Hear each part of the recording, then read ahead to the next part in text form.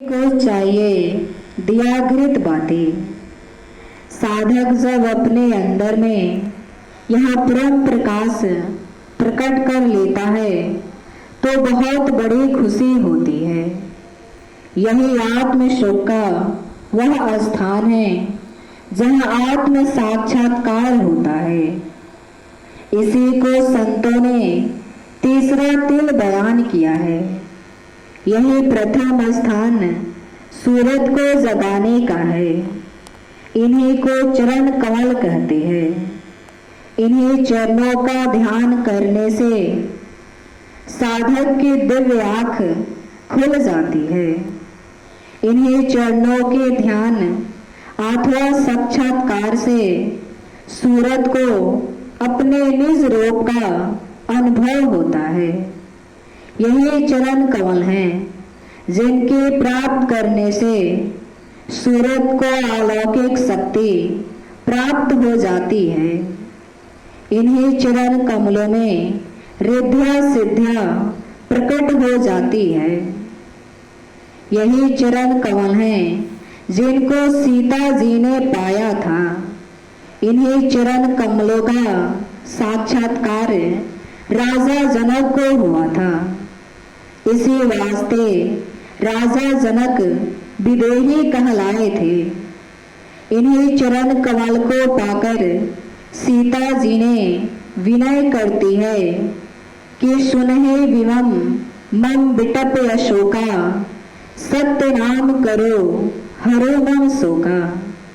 यही चरण है जो कि सत्यलोक से आकर चिदाकाश में ठहरे हैं। आकाश ऊपर है और चरण उसी आकाश में जड़े हैं। इनकी शोभा का वर्णन नहीं हो सकता है।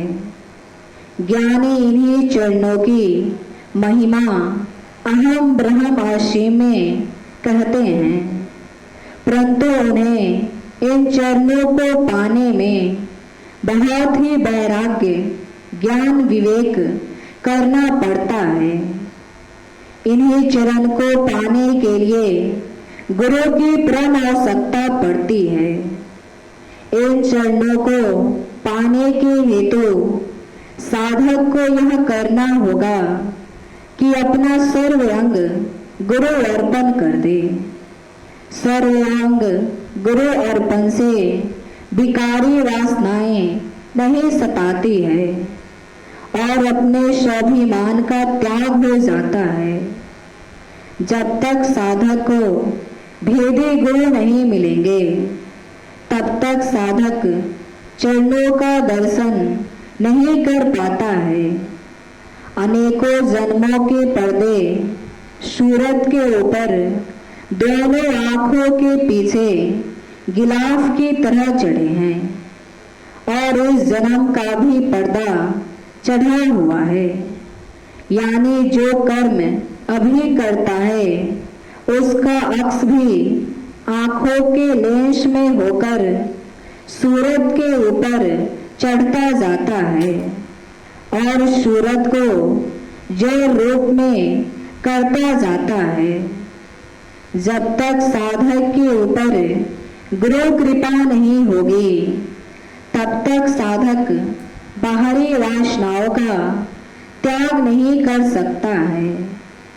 साधक वासनाओं के वशीभूत हो चुका है, जिसे छोड़ने में महान कठिनाई पड़ती है। गुरु का परिश्रम साधक के साथ प्रथम में यही होता है कि साधक अपनी वासनाएं खत्म करे, जिसके द्वारा साधक भोगों में फंसकर अकर्म करने लगता है।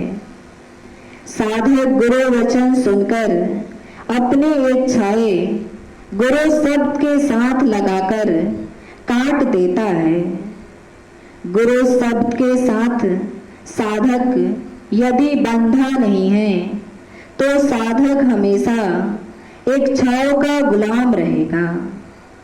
इच्छाओं का गुलाम साधक अंतर में गुरु चरण अथवा राम चरण अथवा कृष्ण चरण प्रकट नहीं कर सकेगा। चूंकि साधक का हृदय स्थल पानी की तरह हिलोर मारता रहेगा। इसका परिणाम यह होगा कि जब हृदय में स्थिरता न आई तो सूरत की दूरदृष्टि नहीं खुलेगी। मन चित चंचल होने से साधक अपने दिव्य आंख अंतर के तिल पर न जा सकेगा।